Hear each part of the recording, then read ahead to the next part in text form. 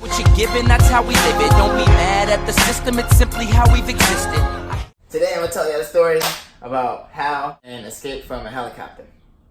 Me and the homies back in the day used to do a lot of mischief. Do a lot of things we shouldn't have been doing.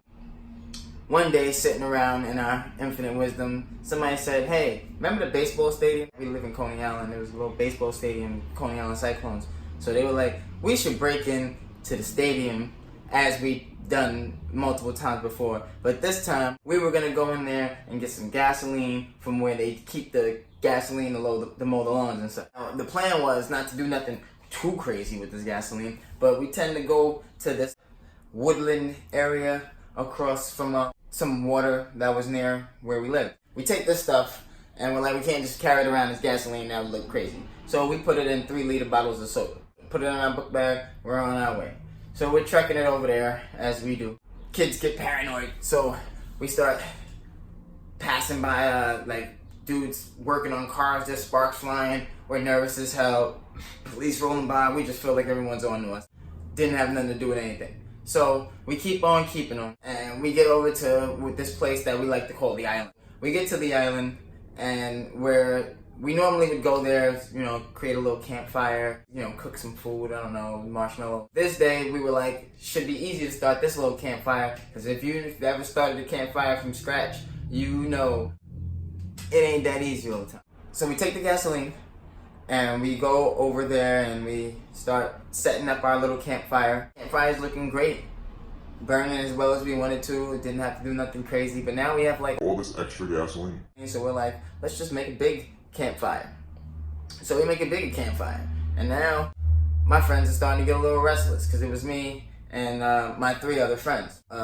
Nick, Mike, Chris. Usually want to do things a little more extreme than I did, and I usually wind up being like the dad of the group. So I would usually have to tell them this is the limit to what we're gonna do. So this day they were like, "Hey man, let's set like a bush on fire." Like, what the hell are you talking about? We're not setting a bush on fire. What if we set the whole island on fire? They're like, that would be cool. Dad and me is like, no. So they're like, all right, what about the bush right over here lined up by the water? Can we set that on fire? The dad and me had to give it a thought about it, and then I decided, approved. I figured it was away from everything else. There was like some buffer with some dirt and rock. This should be fine. We start pouring it all on the bush because we were going for the effect where you light it and it just, right? I mean, like in the movies. We start pouring this trail so that we can light it and watch the whole bush go into flames. After pouring it and lighting it, nothing really happened. It's hovering in this little area. We start lighting more areas, and it's like it's going, but it's just not going. So then we start like trying to force the fire to move over. With the rest of the gallons of gasoline we have. To just pour on everything. We're starting to get the desired effect. After a while, me and my homies are just running past it, crisscrossing, throwing gasoline all over everything. One of us actually got burned. Chris got burned a little bit, and he just was like, drop this whole thing, boom, shit goes up, blam. So now we're like, this is awesome. So then, we have one of those moments in like TV and movies where everybody puts like their arm around each other and just like marvel what they just done. So we're like, it's pretty alright. And they look to me and I give them that look like, I don't always do this, but this was a good idea. A little bit after that, Nick's like, alright man, I think we should go now. What are you talking about? You know how many times you've asked me to do things like this and I just say no? And now here I am doing this and you're like, it's time to go? No, we're gonna watch this thing burn. He's like, I really think we should go. I'm like, yo, what is your deal? I know what he's doing. I'm the dad here. A little bit after that, he's like, you see, I told y'all we should leave. Points to the sky. So, we all look up.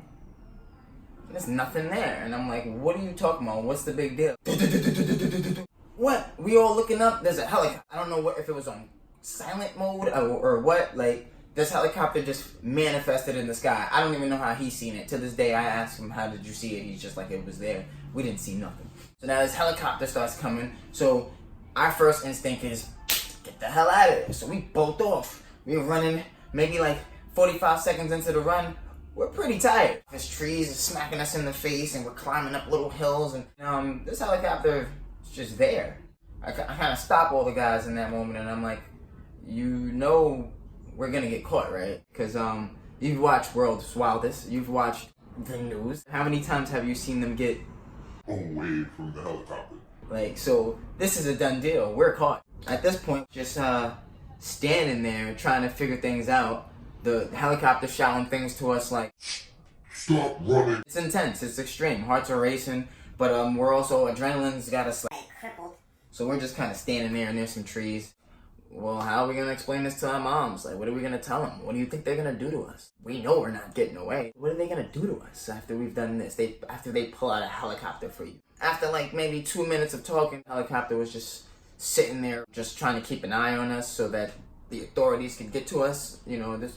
What else? Then like the 2 minutes we're talking, the helicopter that was like directly above us now, he's drifted somewhat to like the left or the right, whatever it was. And so he was forced to make this big U-turn to when their back was turned. So it was at this point I realized, because, you know, in my wisdom, I'm like, yo, boom.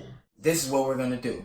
We're going to stay right here and let that helicopter drift.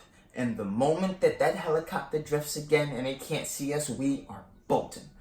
Right? So we sit there in hopes that this plan works because we got nothing else.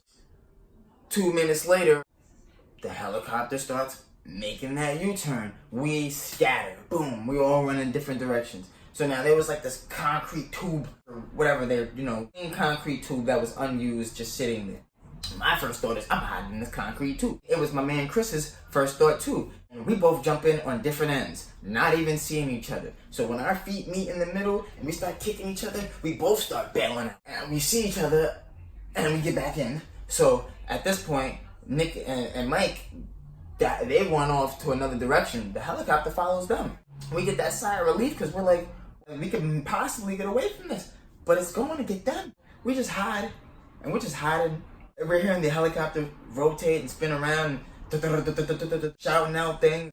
We wait about a good 7 minutes. We peek our heads out. Didn't hear the helicopter overhead anymore. And after looking up, we didn't see the helicopter anymore, so we start, you know, creeping towards the exit in hopes that maybe they don't already have our homies. We get a little closer and you have that like that horror movie kind of scene where you like bump into your friends, but it's, you know, you think it's the enemy, and we come around this like tree and it's just like and it's them. Like, and so we all start running in another direction because, you know, at this point, helicopters, I don't know, gone. When we asked them what happened with them, they were like, they ran to some building that was like at the edge of the wooded area, and they hid under like you know, some shedding. I don't know, like some shedding before you go in.